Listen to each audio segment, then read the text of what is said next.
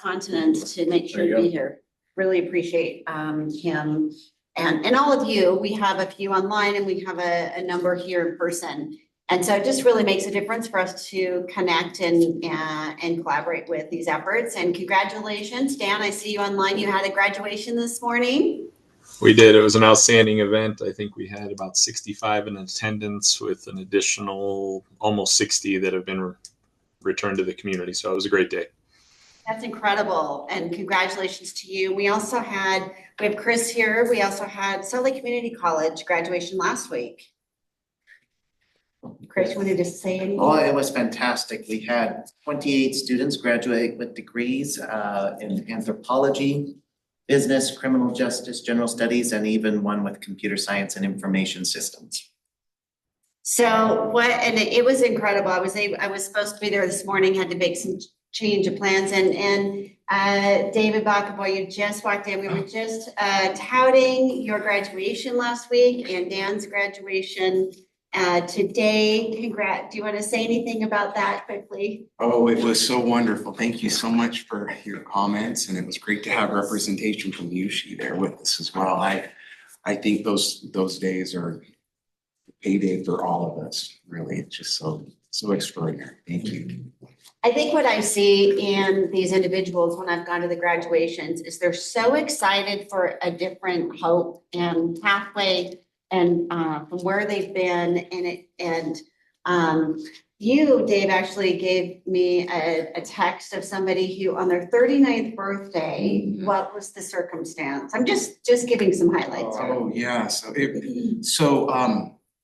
so we went in to go to find some of the students that weren't able to fill out the FAFSA forms for the upcoming academic year. And anyway, one of the students that we located and sat down with, he began to fill out that paperwork.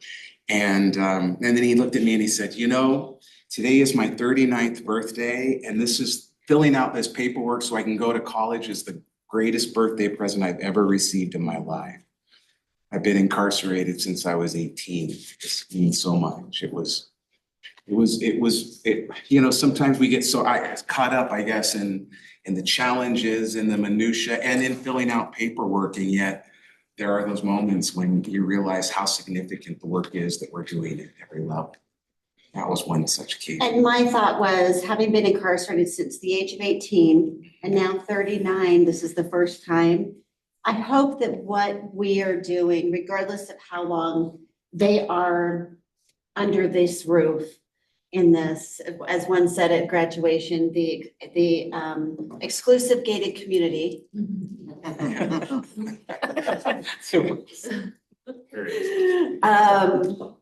To really give them things to think and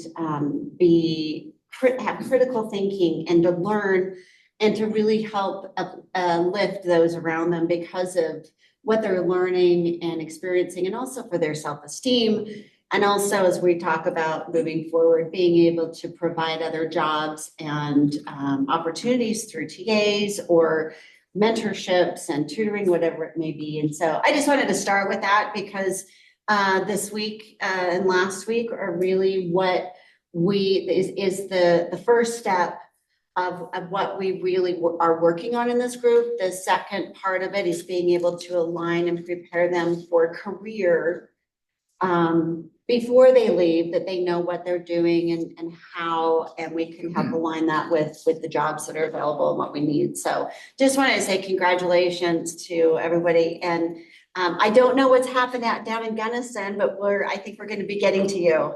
Did you have a graduation? Yeah. So anyway, just wanted to tout those graduation things. So we have some minutes here that we need to approve if there's a motion to do that.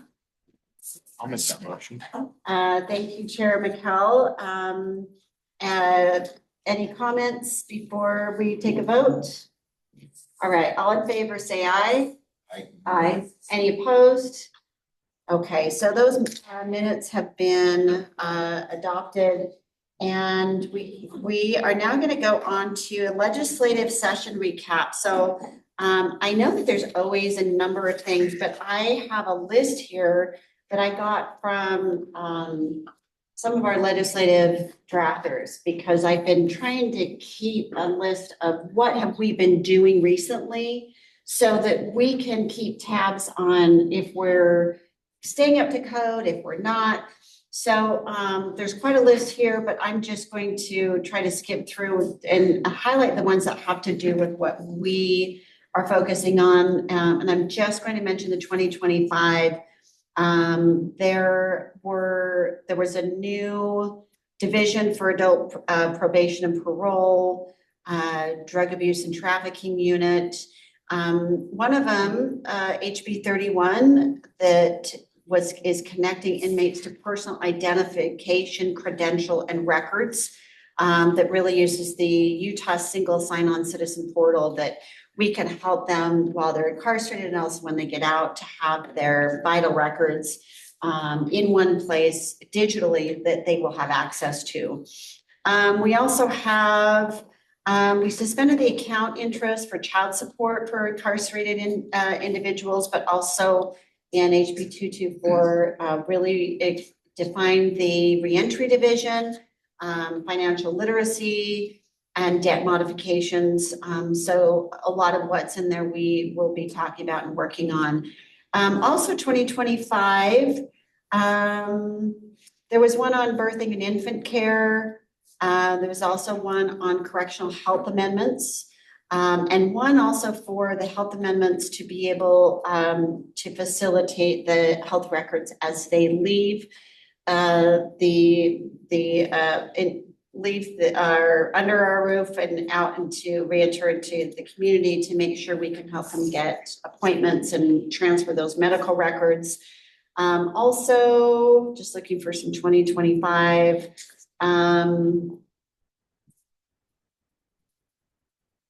Some of it had to do with placement with jails. We also have reintegration amendments that Representative Clancy did, HB 167, that had to do with mental health services as they reenter. We also have, let's see.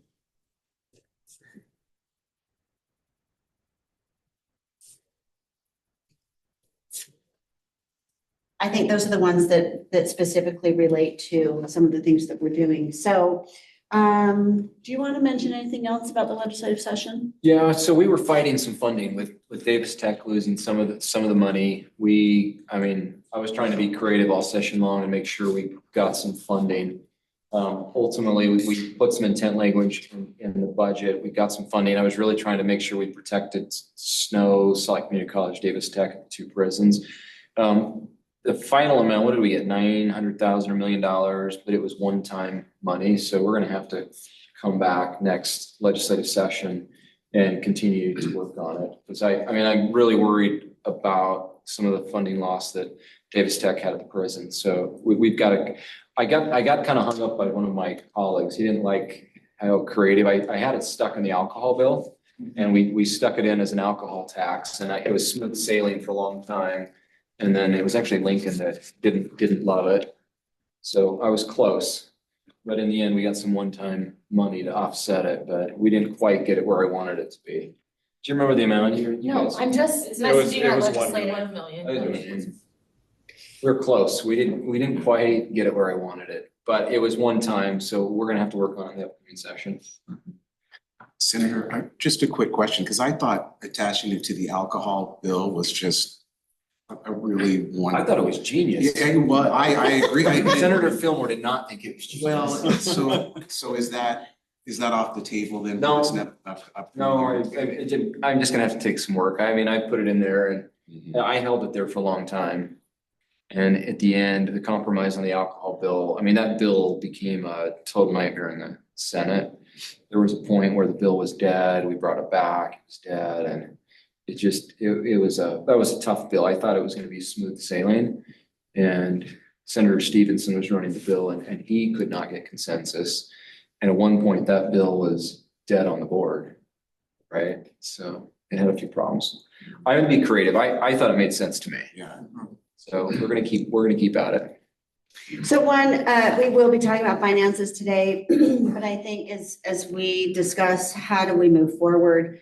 One thing I know that Representative Lowry Snow, who created this council to begin with, one of his intents was to actually have this be its own level of performance measures or performance funding that under USHE, but its own section, so we didn't have to keep revisiting it every time, but that it would have more structure. Since it is a unique combination of corrections and education. So let's keep working on how to move this forward, whether you're there or I'm not there, Well, I thought I had it as ongoing money in a nice tucked away spot, but we've got to come back and get it as ongoing money. The problem was, and Chair Ballard knows this, our budget numbers were not good.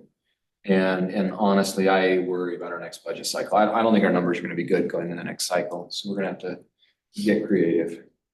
The economy is definitely changing right now.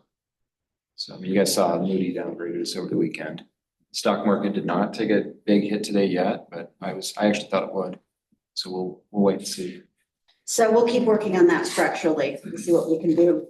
But I think the best thing we can do is figure out what would be needed ongoing to help support what the needs are, what the growth would be, and how we're moving forward. So, all right, we are next going to go to Chief Honey and Director Jones about Utah Department of Corrections and your update. We've got a number of different items here. The first one has to do with rehabilitation and reentry, and the second is, how we work with the county jails for education. But I'm going to turn it over to you. Perfect. You have my presentation. Okay, awesome. So just to start out, I want to kind of explain the changes we've recently had in the last few months for the Department of Corrections, specifically the reentry and rehabilitation division. This is where our higher education falls underneath. So you can go to the next slide, by the way. So a few months ago, Executive Director Garcia tasked me. I was formerly the chief of prison operations. I oversaw prison operations at both sites and our county jail offenders. He asked me to come over here and take over the reentry and rehabilitation division inside the institutions, with Chief Bart Morrison taking over our community. So part of that community was all of our community correctional centers fell under adult probation and parole. They have now moved under the reentry and rehabilitation division, because we honestly feel that's where we need those centers need to be reentry and treatment focused.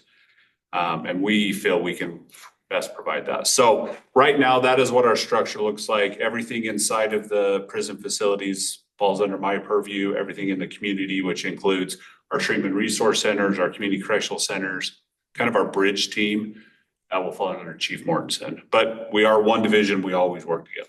So you go to the next slide. I will, I promise. Oh, okay. And legislatively, we created that last year in 2024. Yes. And then put some definitions into it this year. So Exactly. So that just goes to show, one, how the Utah Department of Corrections is focusing in on reentry and rehabilitation. Not only are we getting support from the legislators, but we've now doubled the size of the division. We had little pockets of a team that would help with, getting driver's license, a team over here helping with Medicaid, and a team over here trying to get them the right addresses. We've brought them all under one roof so we can be more consistent. And we're just really putting a lot of focus and energy into our reentry and rehabilitation. I just wanted to briefly talk about our mission, vision, and values. So the Department of Corrections, our mission is very simple: working together, transforming lives, and protecting communities.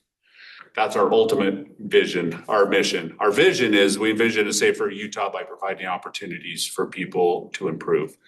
And when we say people, that includes our staff, but really our offenders at the institution. We want to create these opportunities for them to improve. Because if we can't do that, we know they're just going to end right back up in our gated community. That's it. That's a new one. It was their words. I know. In a graduation speech, so that was cute. And our values spell out the acronym SPARK: service, professionalism, accountability, respect, and knowledge. So those are kind of our base lines that we're building on. So you can go to the next one. Chief Mortensen and I sat down and we really wanted to figure out, what does this look like? What does this division really want to focus in on?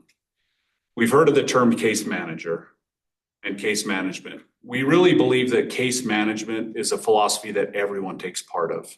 Anywhere from the officer that is working day to day in the units, to the warden, to the chiefs, we're all part of this case management philosophy. We all have a case, we all have a part of their entire environment of how we get there. So we broke up our division into 3 specific areas that each one of our staff members will fall under. One, specialty service providers. These are our team that provide a specialty service. These are the ones that are the educators that have a licensure, our clinicians. They really focus in on sex offender treatment, drug treatment, higher education, high school. That's what they know, and that's what they do. They're specialty service providers. Individual service providers, these are what you would right now term as our case managers. These people need to know this individual on a personal level. They need to know what treatments they need. Are they receiving those treatments? What resources they need before they get out? They have to know the right person, and then they just connect them with actual specialty person that actually oversees those. And then the reintegration service providers, these are the team that helps them reintegrate back into society. We specifically chose reintegration because reentry just means they're going to get out in there. But we believe they have to reintegrate. And part of that is making sure they're set up to succeed. So you go to the next slide. Oh, no. Oh, yeah. Okay. So there are many, many legislative bills that tie to higher education. These are the main focus, like Representative Ballard has stated. This division was created under statute. Also, Kenzie's position was created under statute.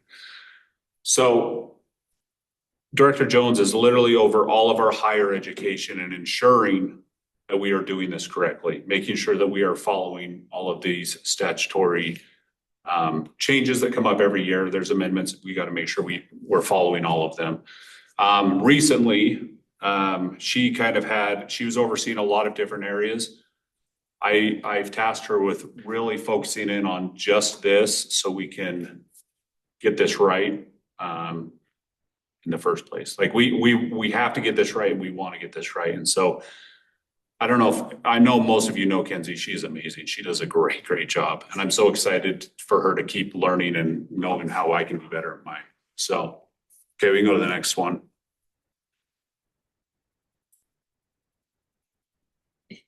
It's sharing on Zoom. Okay, no problem. Are those the only 3 that you or 4 that you identified? In this slide, like we have, Okay. I mean, we have a list of all of them. I just had to keep it short. I was told that. Okay. Yes.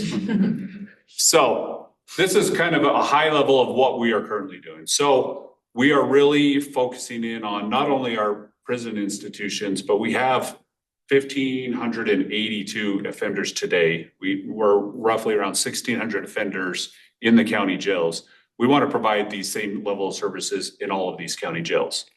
Now, that does pose a little bit of an issue, right? Because each of the higher education areas, schools, they all have their own areas. So, for example, we can't have Slick go down to Washington County and start teaching down there. That it does some territory things come in. So we're trying to work with each local college or higher education to get those in those county jails. For example, one of the bullets there is Iron County's new jail. They're building this. I was speaking with Sheriff Carpenter. It's slated to be done summer of 2026. They specifically designed this jail or programming in mind. The way it's designed, the way the movement is, it's all centered around classrooms and everything else. So now we're working with SUU to make sure we get some of these technical trades into there for not only our offenders, but their county offenders as well. We applied for about 3 years ago a distance learning grant. We got that secured, and we just got all of the actual physical hardware. So we are putting in smart boards, TVs, cameras in every one of our county jails. So now we can broadcast a class that's being taught at USCF down to our offenders in Iron County or in San Juan County, and they can participate live right in there with them. Kenzie is going through all of our contract review. A big part of this, what I did in prison operations, was just tear apart contracts and make sure we're doing everything we should. In my opinion, these contracts could be a lot more robust and very much have very clear definitions of what we as UDC expect from the college, but also what the college expects from UDC. And we have to put that in writing, otherwise it gets vague and it starts going outside of where I want to say that our trajectory we want to go. We want to make sure everybody's on the right line. And then the tablets. So we all know technology is changing every day. I just recently got back from Nebraska 2 days ago, and on their reentry and rehabilitation, they're using tablets like we are. In fact, they're using the ViaPath tablets. We have a lot of opportunity there. However, we also have some challenges. At both prison sites, we can use the same tablets, but each in the county jails, they have their own different systems. And it all goes out to bid. And so each sheriff obviously is trying to find the best contract possible, so it's not all on the same system. We're trying to figure out how we can connect those. But through this distant learning, we should be able to still provide teleeducation to everybody. And I think, excuse me for interrupting, it's not on there yet, but I believe the ViaPath does have the opportunity for Canvas. That's what we're So working that on. should help the alignment regardless of which facility they're in. Exactly. So if we can have it put on Canvas, as we know a lot of people work on Canvas, they work off a system called Indovo, and we're trying to see how they can connect. And we're actually working with their product engineers to see how we can get that on there. But yes, you're exactly right. So we want to make it so it doesn't matter what tablet you are on or what system you're on. If you have these accounts, you should be able to log on and still continue. And then we're right now, like Senator Representative Ballard said, we are doing a pilot program with ViaPath. Our current tablets are Origin, and now we're trying ViaPath. So we're really trying to find out the best possible solution to helping all of this higher education, because we know there's constraints in prison. We know that sometimes we get locked down. We know that sometimes movements are hard. Sometimes space is limited. So if we can do as much as we can on tablets, but then get them in a correct environment to succeed, that's our goal. So before you go on, I think I want to just pause for a second and see if they're, since they are right now, to my knowledge, and I had a great conversation with some female inmates last Monday. Thank you so much for It going was out. great. I sat down and said, what's working on your tablets, what's not? And talking with them and a few others, I think what I came away from it with is, I think ViaPath and the pilot, they've given you this much, and I wanted ViaPath and the pilot to give you this much so that you could say, we only want this much of it, whereas I feel like they gave us at a, kind of a rush, here's what we'll give you, and we're still not even sure all the things that they can do. I wanted the other way around, So right? you and I are on the same path, because when I was in Nebraska, they're showing me everything they have. Yeah, I called our Valley Warhol, that's kind of runs our representative. I said, at our next meeting, which is scheduled in 2 weeks, I want the guy who's over Nebraska's account to be in that meeting. Because they have so many things that I'm like, why are you not telling me we can do this up front? Yeah. And so I've already had it, that's So exactly. just what- because I think it's going to save us a lot of time and thinking this tablet's not working, whereas in reality, they weren't even offering us everything. That's what I thought a pilot was for them to give you the buffet and then have you pare back. I don't know if it was a time thing for when they started the pilot and didn't, I don't know. But anyway, but I thought I'd also ask quickly, just because we've got the institutions right here, is there anything else with the tablets you wanted to mention? No, just that we know that in order for our offenders to be successful, we have to figure out the tablet piece of this. Yeah. We want them to go to class, we want them to be in person, but we also have to have them continuing their education, even if they move around or are not able to get to the classroom. So that's why I wanted to put a quick pause. Do any of you have anything that you wanted to request or comment about what you're seeing right now with the tablets that you would like to share? I actually, very quick question on that.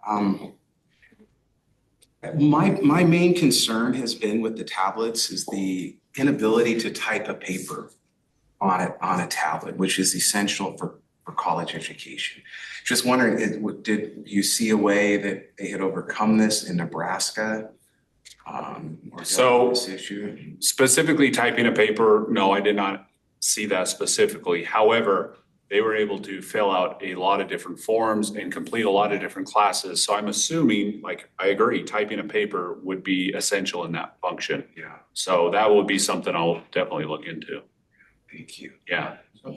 So we're talking about having like Microsoft Office or something like that in there, is that what? we're- I mean, the tablet's a little bigger than the phone. But there's no keyboard. There's no keyboard. Imagine trying to type a 20-page anthropology paper on your phone.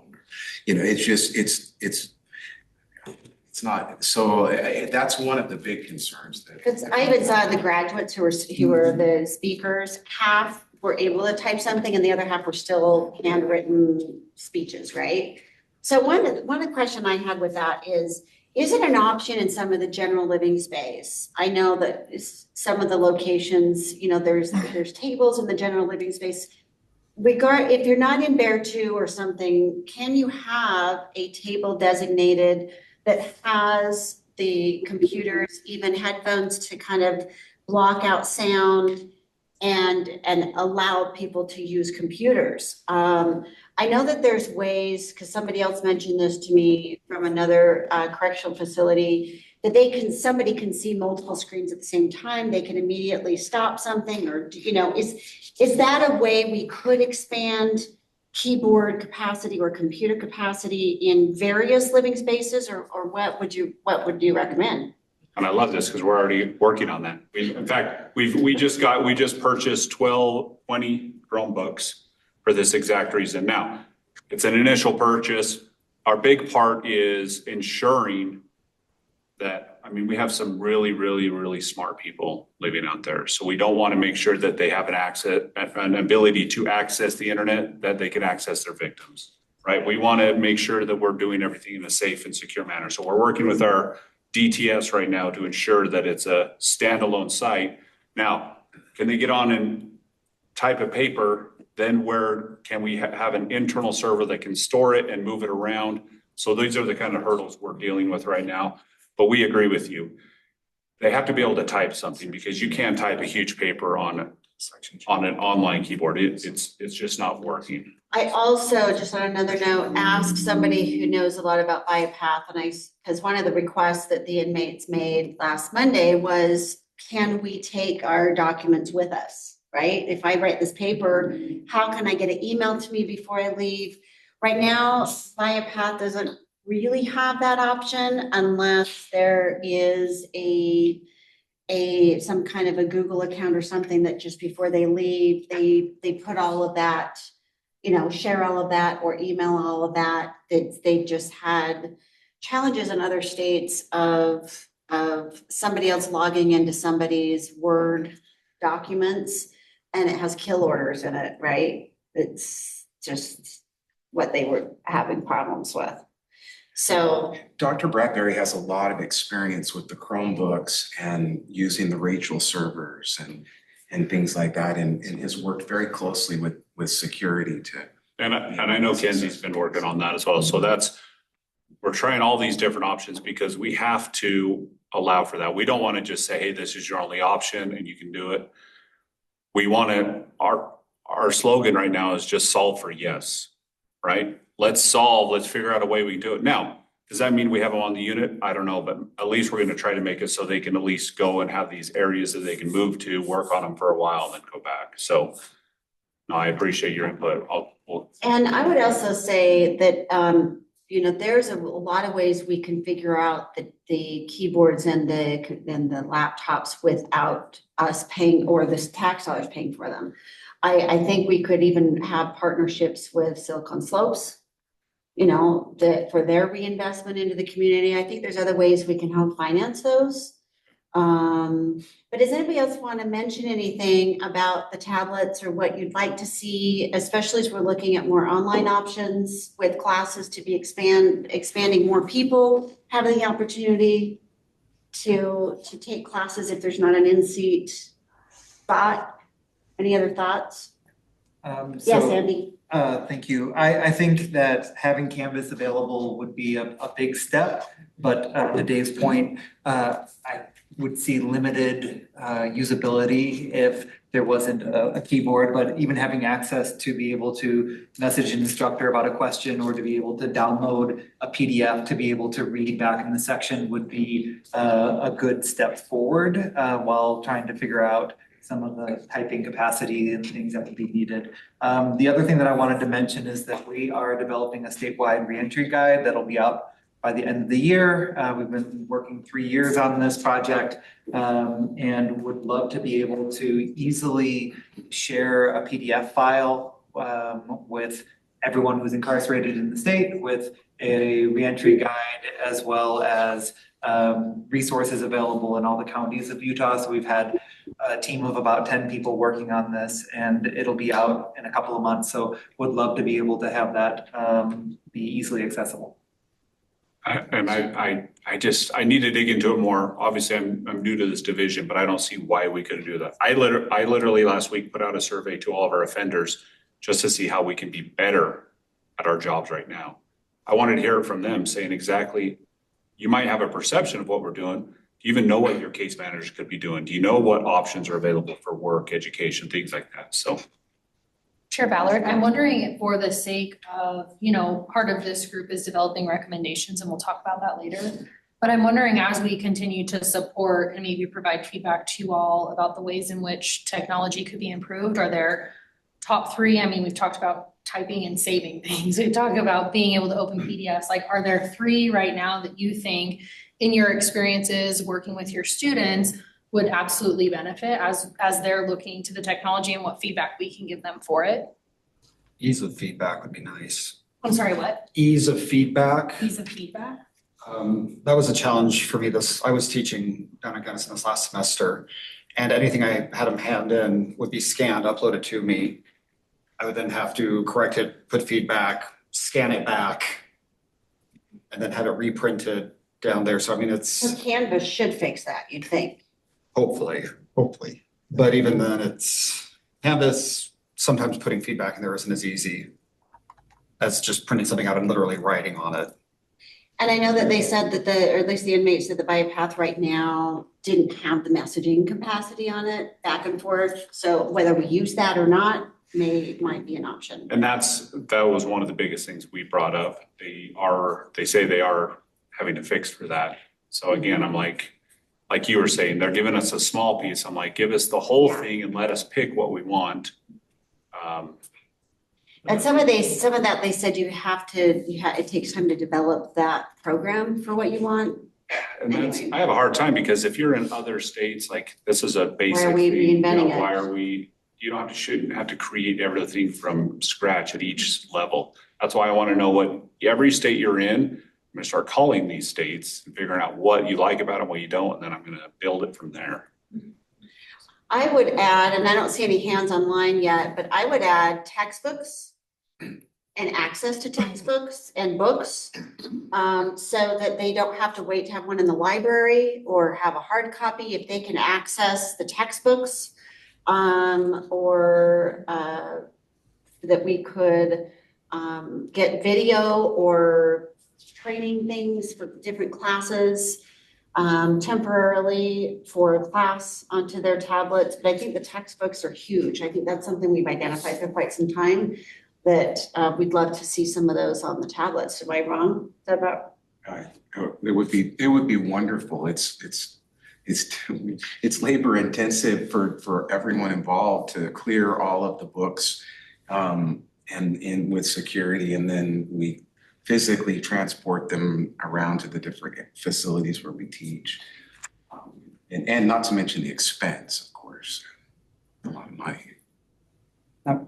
Sorry to step in. And reflecting on last year from some of the recommendations from is there enough tablets? Do we have enough of them or not? Well, so I guess my question would be, what is considered enough? So some units we have a 1-to-1 ratio. Other units we have a 1-to-2 ratio. And so it depends on the units. We just, because of our ViaPath pilot, we were able to take all those Origin tablets out of our Dell facility, which is our females, and reallocate those all to our maximum security. So they're not sharing, they have their own 1-to-1. However, there are some units where there's one tablet for every two. But our plan is to, once we identify the contract, we're out at a RFP for our tablets right now. Once we get that locked down, it will be a 1-to-1. That our goal is 1-to-1. That's our. Thank you. Dan, you've been quiet. Do you want to add anything? How much time do we have, Representative? No, I guess I would just ask, we went from a place from having all of our textbooks available. We had multiple courses on the tablets, and unfortunately that has all gone away with this rollout. Is there going to be a point in time where we go back to the old tablets, Chief Honey? Are we just going to continue to try different vendors, or what is anticipated? Well, so what will happen is we do these pilots to see if it's even a viable option, and that helps us build our RFP. And then these companies will go out to bid, we'll do a scoring system, and then we will ultimately determine which company we're going to go with, what tablet, and then that's where that final 5-year contract will lay. So again, these are being done right now. The ViaPath are being done in our Dell facility, which is our females. Everyone else is on Origin.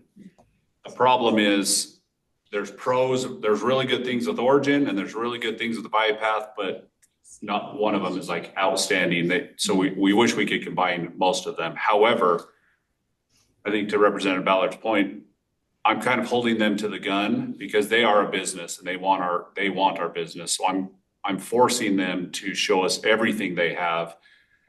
And in my opinion, I shouldn't have to work to pay you money. Like if I'm going to pay you money, you should be working to make sure I keep giving you that. So that's where we are going to work. I think hopefully all of us here will work and say exactly what we need. And I'm going to put that in to the RFP. So then we know exactly what company will provide us. We'll make sure it's in the contract. We'll make sure they have it. Now, that being said, are there going to be hiccups? Of course. Our offenders have learned how to bypass every system all of the tablets have. They learn how to communicate with each other, and that forces us to shut it down for a week or two to fix it and then bring it back up. I was speaking in Nebraska. They do the same thing. Like the offenders are extremely smart. They know how to find little holes in it, and security we have to maintain. And so we'll shut it down for a minute and then come right back up. And just for reference, Matthew was just saying in the chat, yep, I can attest to that actually happening. Matthew's our student member, or former student member. So we're excited to have him here. He provides such valuable input to the decisions that are made. So Chief Honey, what is your timeline on the RFP, and when can institutions maybe give you some of that feedback by so that you can include it in your RFP processes? So I am meeting with the ViaPath people in a week and a half to follow up with, one, how is the current pilot going and how long are we going to extend that out? Because of this pilot, we are currently writing the RFP. our plan is to have this RFP out in the next 2 months or so, and then let it sit out there, get the request back, and then we'll start the process going forward. One of the big points and part of this going on my next presentation is going back to the funding. So we are losing, if you want to scroll. Yeah. Where do you want me to go? 1 second. Oh, I just have this is a dumb question. My kids in high school always use these super cheap Chromebooks, right, with a keyboard. What's the cost breakdown between like a tablet and Chromebook, and why don't we have like super cheap Chromebooks? Maybe tablets are cheaper, I don't know. so we do have some Chromebooks already in there. These companies actually give us the tablets for free because they make money off of the offenders purchasing games, things like that. That's how they make their money, and that's how it goes back where our funding came from the telephone side of things. Yeah. We'll lose that in January. Would it be better just to go grab Chromebooks? So the challenge with Chromebooks is that they have to be connected to the internet. Like you cannot use a Microsoft Word with a Chromebook. You have to use Google Docs. Yeah. And part of that process is that there is not a Rachel server option. So the Rachel servers hold the data that maybe Dave Bakavoy wants all of his students to be able to access. And the secure books, they connect to the Rachel servers. And there's no online capability. There's no ability for them to be able to access Wi-Fi. Yes, I'm sure they could. They have a lot of time on their hands. However, with a Chromebook, in order to use it, it has to be connected to Wi-Fi. It has to be on the internet. And so that is where there's a challenge. And my conversation with somebody who knows these tablets really well is really, because I said, why aren't they doing this? And we need to teach them how to do that. And the response was, but it all has to be secure and be done a different way. It's not like you can just download an app that you and I use, because then there's constant communication from the outside that we have to be super careful about for furthering other crimes and victims and such. So it's for you and I, it's pretty basic. Gosh, you get a phone and the apps already do all those things. So it's a little more complicated. And that's the fine line that we run into. Even with the Rachel servers, there's issues that come in with that. So we're trying to just weigh out the pros and the cons and then work through that. And it's a tough environment to bring technology into because people abuse it. Now this is only, 1 or 2% abuse it, but they affect it for the rest of the 98, and that's actually. It's like even with my kids' Chromebooks, schools lock them down pretty tight because they're worried about all sorts of things. Is there anybody like nationally, there's no, I don't know, with legislation, I can always call a national organization and they'll give me a summary of what different states do. Anybody actually gone out and looked across the country at different prison systems to see what other states are? Is it just tablets in all these states? So every other state has tablets. Now that's kind of what I've been doing. So I go out to the American Correctional Association conference and I talk to all the other chiefs and directors. Right. And I'm trying to build a profile off of this. So we all run into the same thing. It does come down to a lot of funding sometimes and a lot of security practices. So. And if I can just add a little bit additional information, part of the problem with, yes, I taught K-12 for 9 years. So, and I know exactly what you're talking about. We could lock things down, whitelist. I could even shut my student's computer down from my desk watching what they're doing.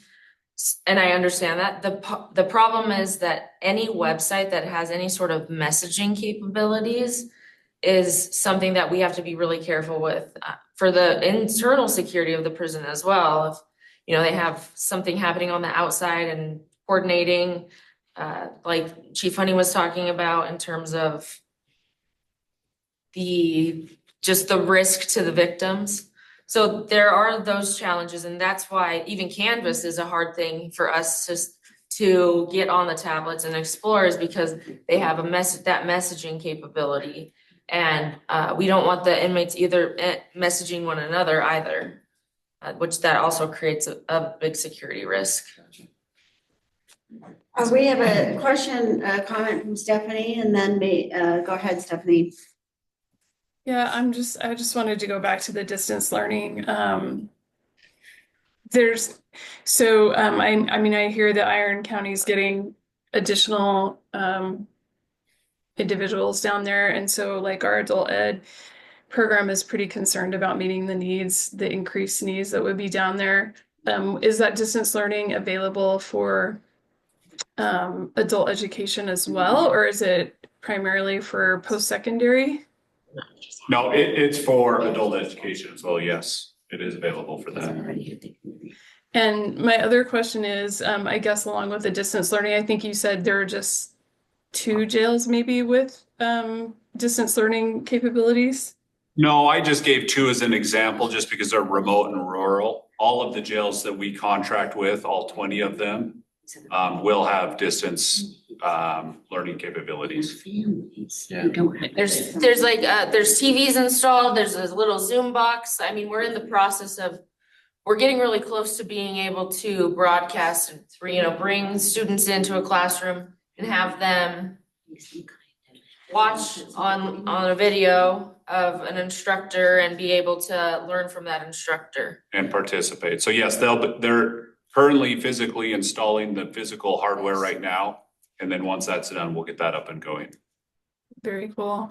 And are the post-secondary providers, will that open up additional opportunities there? I was just down in the King County Jail 2 weeks ago, and one of the individuals was trying to stay in adult education, even though he had already completed a GED and a credit-based high school diploma, just because he was, seeking for those additional educational opportunities. That's not a unique case for sure. We have individuals all across the state who are just, so eager for additional educational opportunities that they'll stay as long as we let them and do whatever. So the short answer to that is yes, that is our goal. We want to get there.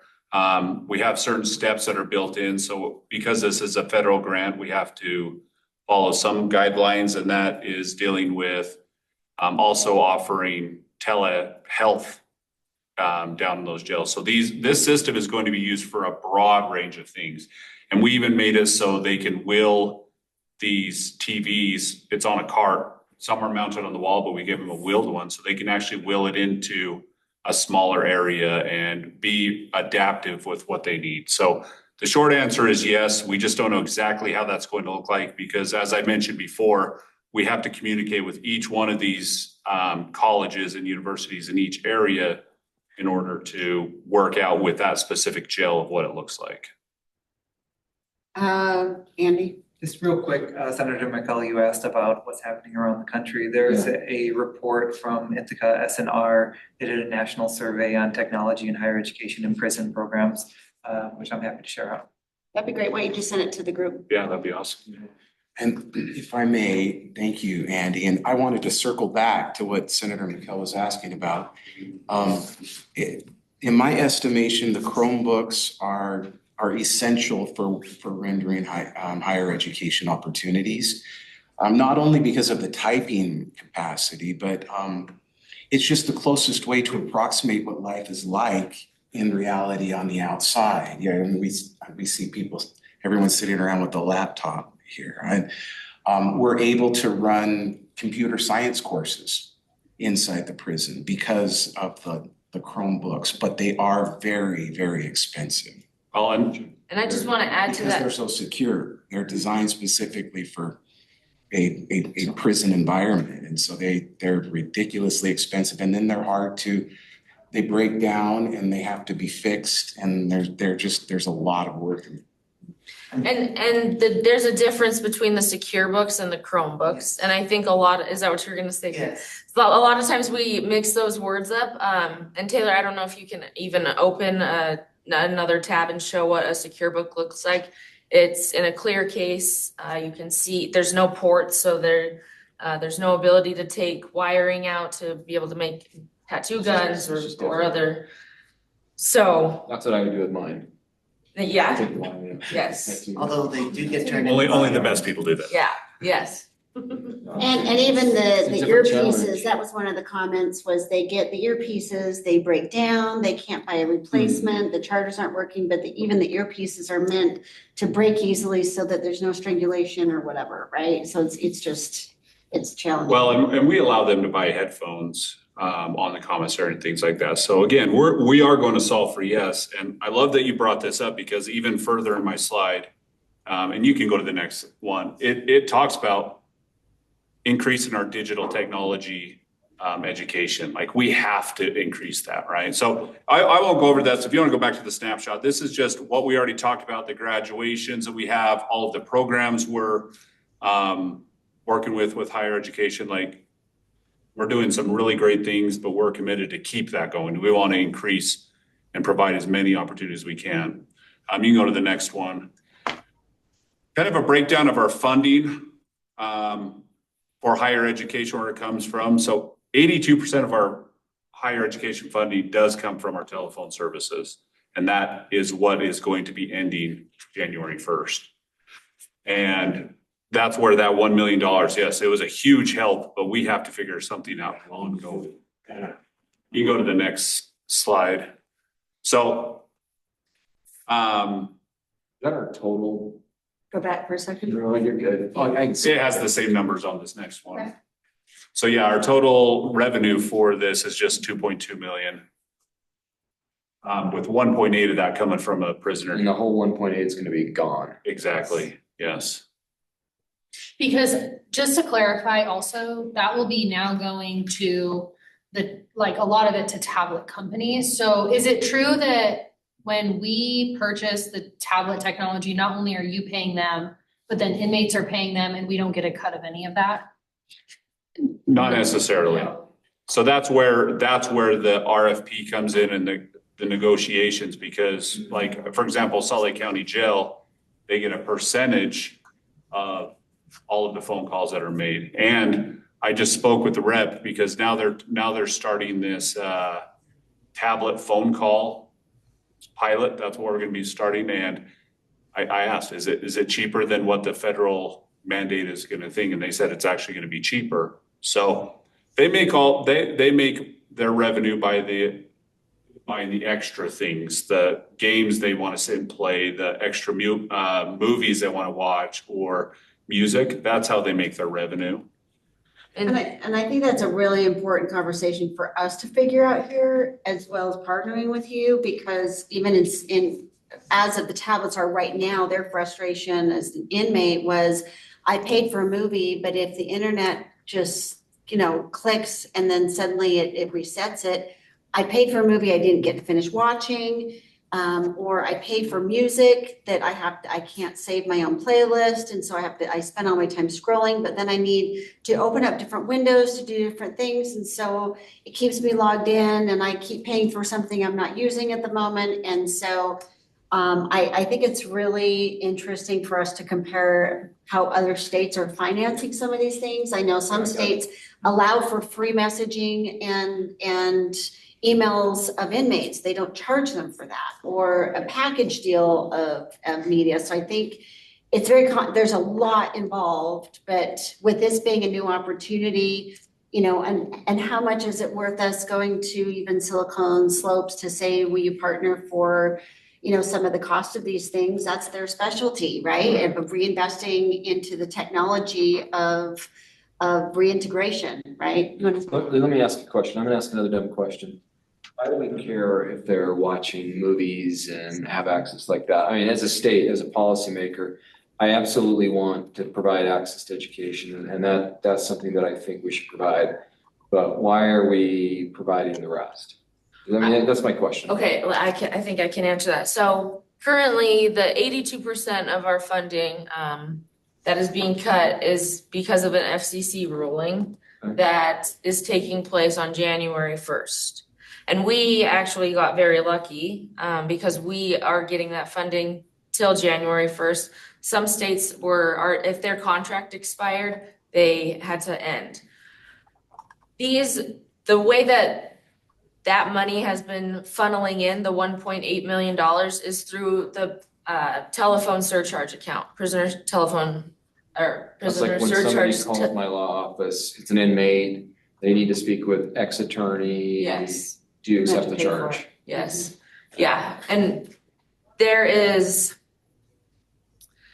So the challenge is we are losing this funding because we are no longer, the FCC has ruled that there's no site commissions anymore for telephone and video calls. Okay. So because there's no site commission for those two things, we can collect site commission from entertainment. So that is why we're offering the entertainment options with ViaPath. In a way, I think it's a positive. I think the FCC has now ruled as well that they're capping how much can be charged per minute.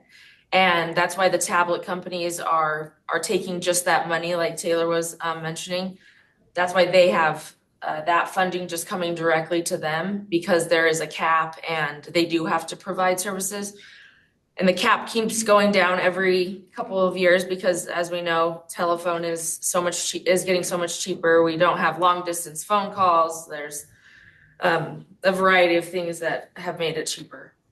Well, and also, we want to provide the basic necessities. We want them to access law library, want them to access visiting, we want them to access their letters that their loved ones come in at. Yeah, sure. You can keep them occupied as much as you want, but then there's still downtime. It is a management tool as well. So something that we can offer them can also be taken away if they don't behave right. So it does help in certain ways. Does it make it seem like they're always sitting there on their? It's the tablet used by, because it has all these little added bonuses, it's used by everybody. And only a percentage of them are actually using it for higher ed, right? So everybody wants a tablet now. But in order to use that tablet, they've got to be what we consider called CAP compliant, their case action plan. If their case action plan requires them to go to education and be in schooling or get a job. How many of them are like that? Every one of them has to be has a cap. Now, if they don't follow that, that's when they start losing privileges. That's where you won't be able to have a tablet. You only get it for an hour a day to check, and you only have access to emails or things coming in. So it really incentivizes them to be productive and proactive in their own case action plan. Gotcha. Which is something I learned in Nebraska. They actually don't call it a case, they call it a success plan. I'm like, that is awesome. Like, what is your plan for success? How are we going to set you up for success? And so I love that part of it. Just coming back of, now, can we keep you going through this? If you don't show up to class and you're not doing it, then no, you're not going to have these other things. We want you to be proactive. However, in your downtime, if this is what you would like to do, that's what we will have available. And just as another note, this has always been an option. It used to be for tablets, it was buy a TV with rabbit ears for $320. Oh, by the way, if you get transferred to another facility, you have to buy it again. You don't get it transferred, right? And nobody can use that. They've got their names, and etched on it, whatever. So entertainment and those kinds of options, mechanism of doing it. Correct. And so, and I think that some of the conversations have also been, how exactly what you said, how can we help them to use their time? And there's TED Talks, but is that the only thing they can really access to better themselves is TED Talks, right? So I think there's lots of options with this. I think I'm still thinking similar to Senator McCall, like financially, there's got to be a better way rather than just charging the inmate for all of this stuff. Correct. And that's what we're looking into is how do we, even as a department, reinvest into our offenders? Some of these tablets companies that have it. So you complete these classes on the tablet, it gives you so much time to watch a movie. It gives you so many things. So it actually incentivizes you. Yeah, so you earn credits to actually be doing productive things. So. Dan, you had a comment? I did, but it's probably mostly just what's already been said.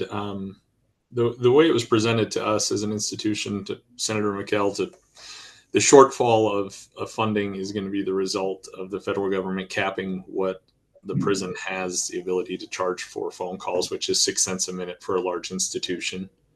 So they anticipated that $1 million shortfall in the phone account, which the way it was presented to us is why they are now doing the entertainment option, is to try to increase the revenue that they would have lost through the phone account.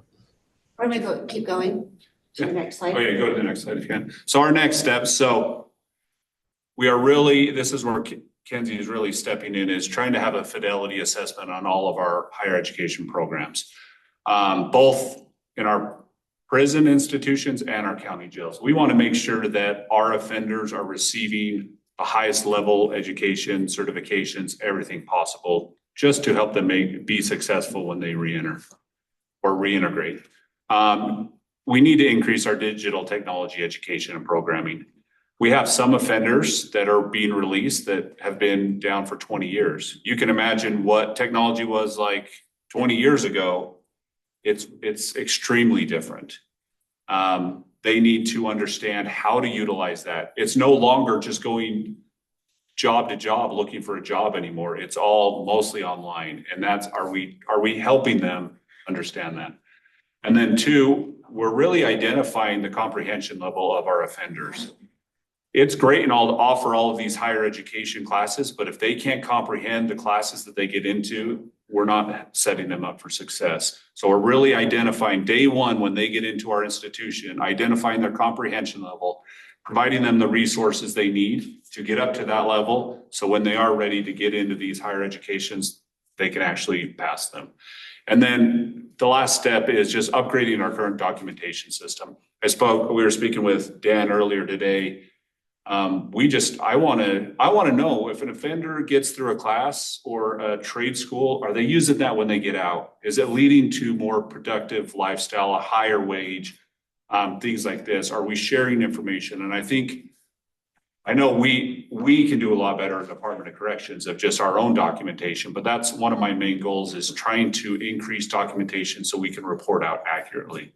And have it accessible for a resume. Exactly. So, and then the last slide is just, and I wanted to say this up front, Deputy Executive Director Becky Brown apologizes she couldn't be here today. She really wanted to, but she's traveling today. So, but please, if you have anything, we want to be a great partner. We want to see what we can do. And I think we have some good momentum right now, and we just appreciate the feedback. We want to know what we can do better. So it's not going to hurt our feelings if you tell us we're doing something bad, because that makes me look into it more and see how we can do it better. So just thank you all. It's interesting. The next thing is all about our landscape of the county jails. We actually don't have anyone representing the jails today. So we need to make sure we get the Sheriff's Association. I think Chad joined, if he's still on. I don't Sheriff see him. Johnson. He was on at least momentarily. I'm here. Oh, good, yay. Do you want to just take a minute before we go on to the institutions? How can we help the collaboration with your jails regarding education and the offerings? Well, first, I don't know what really can be done. We're just trying to be great partners with the state, and we're willing to, the jails who contract and have the capabilities, we're certainly willing to work with Department of Corrections and bring those kind of programs to the inmates. Jails are a little bit different than the prison is. If you don't have contract inmates, longer term inmates, most of the inmates in our facilities aren't there longer than 6 months would be a long sentence. So it's really hard to get the county inmates into a program where it's successful for them. But I think with partnering with UDC and the programs they're bringing, we just want to be great partners with them, and we'll do our parts. We'd also take a hit with some of the tablets and the costs given the FCC rule. Not as much of a hit to the counties as it got by the state, but that does affect what some jails can and can't do with technology. Chief Honey, how many inmates are contracted out to jails? So as of right now, we were in the 1582 this morning. We have a resolution, or we have contract up to 1,600, but that's an average for the whole year. So we can definitely go up to 1,650. It depends on the fluctuation of the county jails and what they can take. So I think it'd be good for next time for us to have an analysis of how many of those students are actually, where are they academically? And also security wise, of how many of them would be ready for post-secondary education for us to evaluate how can we facilitate them the most. So I think that'd be great for another discussion for us to work with you on where that is, because that's a lot of and you're almost capped right now at how many you can contract out in the jails. And so sometimes those that are contracted out have better behavior, but that also usually means that they're more wanting some education, right? I don't know. I could be Correct. wrong. Well, and so just to be clear, we prioritize higher education. So if they are enrolled in higher education, we will not move them out to a county jail, because if they're enrolled in taking those classes, we want them to finish it. And if an offender is in a county jail and wants that higher education, we can get them applied, get them everything, and then we will move them back for their classes. So yes, I agree, we should increase it, but we are doing what we can right now to make sure that they finish what they want. You have no idea how great that is, because our initial conversations were exactly opposite of that, of the challenge of the inmates who were registered and being transferred and not being able to complete. So we want to thank you, whether you realize that it's taken such a big leap. I know some of that was legislatively that we put in, that their location needed to be considered for education, but just want to recognize the work of this council and the value of us itemizing specific barriers and being able to partner together to be able to make changes, because that was not the case just, well, I don't even know, 2 years ago. I feel like it's that short ago. Well, and I will say this, because I've been working with our inmate placement program for the last 7 years directly. Our inmate placement program, that's where we have our state offenders in the county jails, 20 county jails, working with Sheriff Jensen all the time. But we really try to do that. We're not perfect. We'll accidentally move somebody that's right in the middle of a class. They'll get up to a county jail, and all of a sudden the teacher calls, "You just moved them." You know what? We made a mistake. We move them right back. So our goal is not to disrupt that. However, there are some education classes that we offer at the prison that we also teach at the jails. So if we can get them to a county jail, we just continue on that same education right there at the county jail. But yeah. So Sheriff Jansen, do you think you could, for next time, give us an evaluation of your jails and which have the inmates and what classes are available, or what their pathway options are, how long they can be there, or how we can, I'm gonna let you with Chief Honey work out how we need to work together as the council to facilitate. Well, I'll tell you this right now, if you just go to our public corrections website, it has a list of every program we offer in the county jails. That gets updated annually, and we make sure that everything's there. Now, that being said, we can definitely look into see which offenders are ready for that higher education step. Yeah, I think that's what I would like to have next time, is where, not just what are the offerings, but how effective is it? What is the completion rate? How are they delivered? Do we need to change the mode of delivery or partner with other local colleges? How can we facilitate for those inmates at the jails? And I mean, just next week, or no, this Thursday, there's a UB Tech graduation out of Duchesne County Jail. Mm-hmm. So we do have them out there, but yes, we'll get you all that information.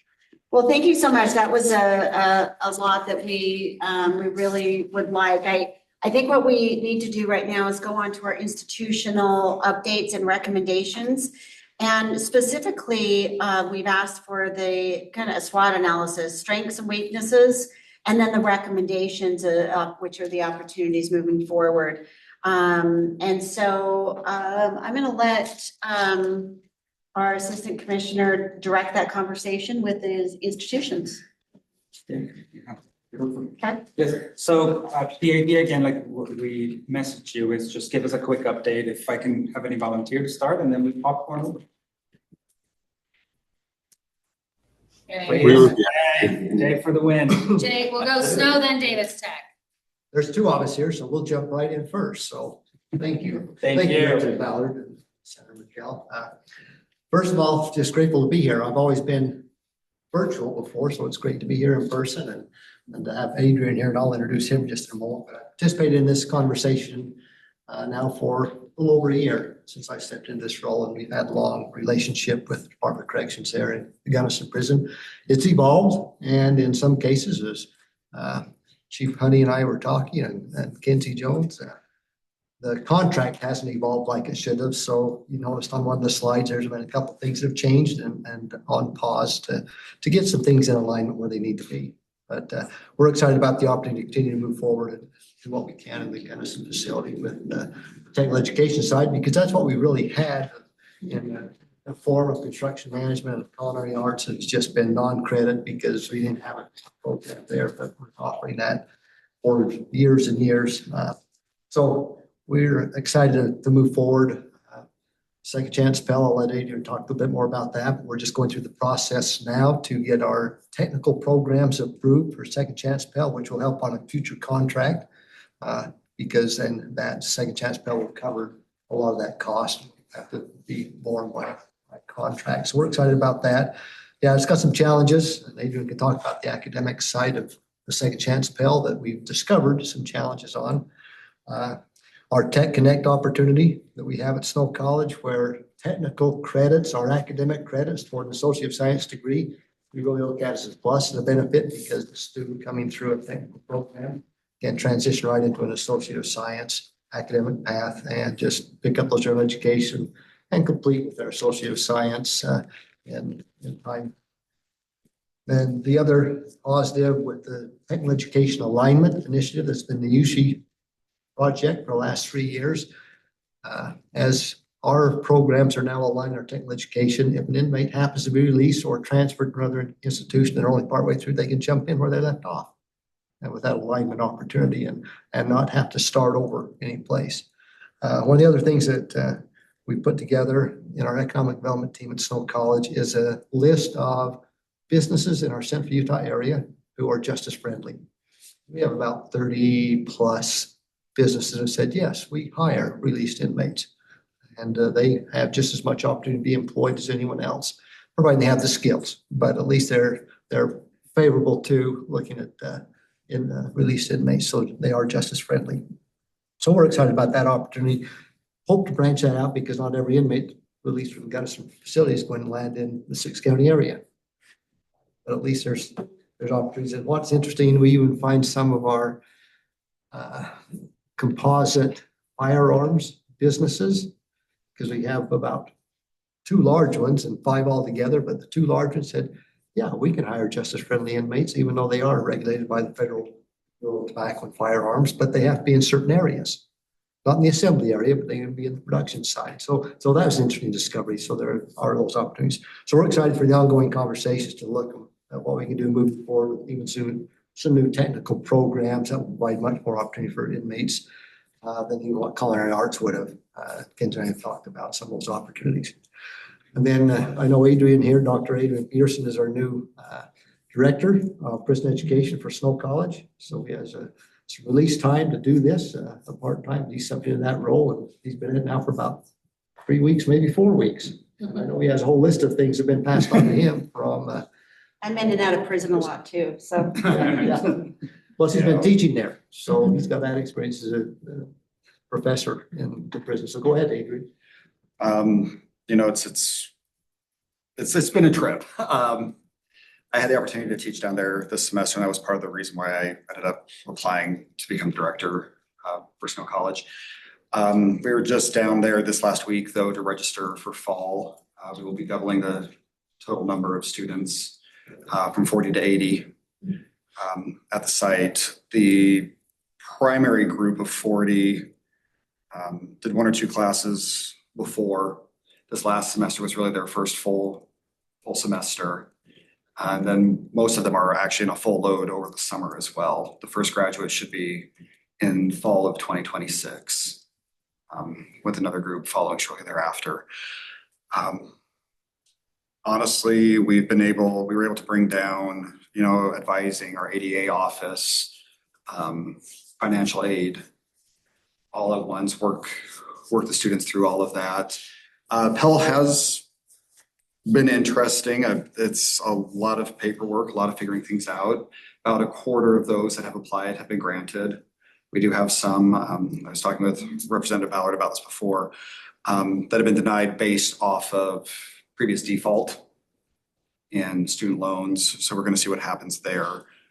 Snow College has actually started a small scholarship fund for some of the inmates that do not have the ability to get Pell Grants or access that kind of money. Right now, for us, a lot of it just comes down to looking at the technology, looking at what we can get in there. We do have secure books that have been cleared in. Currently, they are not available back in the units. We're hoping that during the summer, we'll be able to roll those out to the units to allow the inmates greater access to them. But that, even then on the Rachel server, that's been its own struggles. It turns out TED Talks are more colorful at times than you would expect. And it's amazing how quickly they're found. So we've also had our IT folks from the college in the facility setting up the Rachel servers in preparation for rolling out the books, the secure books, rolling those out. So that we have access on the units for the coursework that is in Canvas that go through the Rachel servers. So at Snow College, we've invested a lot of resources into there just this last year with the IT folks working with the prison IT folks to get things set up there. So we're excited about where the future opportunities lie for us in both the tech side and the academic side, that Tech Connect opportunity for students. So. And 2-1, Dr. Austin has something to say because he turned on his camera. I just wanted to make sure we expressed our thanks to David and Chris and to Salt Lake Community College for helping us get started. They did a wonderful job. We taught under their auspices for the first 2 terms that we taught.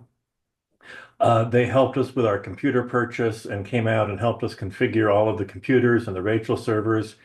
And it was just a really great example of institutional partnerships and collegiality working for the benefit of the students. So thank you for that. And as Adrian says, we started with 20 students. We went to 40 in the fall of 24. We're going to 80 in the fall of 25. We're planning to go to 120 in the fall of 26. And that will be kind of by consensus with the prison and with Snow, that will be capacity. That's about as much room as we have, as much space as we have, and as many faculty as we have. Our faculty are mainly teaching these courses in load. And our strategic reallocation plan that we're submitting this week to USHE will reflect some changes to reallocate faculty time to the prison from other programs that have been canceled. So we're in this for the long haul. But we are just very, very grateful to Slick and especially to Chris and David for how they helped us get started. The end. Just to finish up, Representative Ballard, space is probably one of our biggest challenges there. There's probably more academic happenings if there's more space. I know the tech programs that we've talked about is the automation technology, which is really in advanced manufacturing. And Jory, to her credit, has found some space at the correctional facility there in Gunnison, but it's going to be small. It will be tight, but it would facilitate what we'd like to do there. So space is one of those issues that limits what we can do. Do you know how many inmates down at their facility are actually eligible for post-secondary? 400 right now have been cleared. And have been cleared as eligible for post-secondary education. Yeah, I'd have to look into the numbers exactly. So that was a great report. I think as we finish all of the institutions today, I think we want to be able to identify what are the metrics that we want to report to, regularly and together, because I think I love your goals of where you're headed. And then also being able to look at the rest of that group, because that's not quite half, but it would be closer than where it's been. So how can we look at how the tablets are elsewhere, either through a virtual class or an uploaded class or whatever? We definitely need to pony off of each other to figure out how can we expand the offerings when the space physically does not meet that opportunity. But I really appreciate, I have to say thank you. You're bringing your professors over from the college. You're providing scholarships. I think that's why for a financial model, I hope that Senator McKell and I can help find the right model to sustain what is needed, because the ROI is tremendous as we do that. So thank you so much for your report. And I hope we can move those metrics that we're measuring and incorporate that into our contracts, so that we can really just be consistent across all of our institutions. And I would also say, I would also like to connect with DWS and also with the main facility. If we have some of our inmates that are going back to your areas and those jobs are available, we need to be able to align, where are you going home to? And let's make sure we understand what those jobs are. There should be, and vice versa, right? We need to be able to, because that's actually in code now that corrections is required to help them apply for jobs. Is it 30 days or 60 days before they leave? I think it's 90. I thought it was 90. 90 days. Yeah, It's 90 days, right? Yeah, because I know that one of the female inmates, she didn't know what she was doing for work. She hadn't been applying for anything. And so it's process to continue to improve. And so I think making sure that we're aligning the job availability, the classes that they're taking, and how we're connecting that, I think is really crucial. So Well, and that's what I was even speaking with Dan Powers today, just making sure that we're both aligned. Because it's not necessarily the higher education's responsibility to find the work when they get out. Like, we've got to be at that table too. We've got to help out as much as we can. And so, but if we can work together in doing that, we'll be so much more powerful. Yeah. Well, that's an advantage we have, just because we are so close to our rural businesses, our economic development team that's part of our college. I've just asked them to ask and put on the survey, when you make an industry visit, let's find out. And so we've accumulated that list. And I don't know if you have a job fair. I know that the main facility has had a job fair where they physically come and say, we want to hire you because you've been working so hard on your education. That I think has a lot of influence around in the correctional facility on the other end. A number of them said they would be glad to do that, so. Wonderful. Well, thank you. And Dan, do you want to kick us off? Sure thing. Thank you. I'll be brief. I know that we're running out of time. Just a couple of institution things that we've achieved this year. Again, our graduating class was 135 this year, which is by far the largest that we've ever attained here.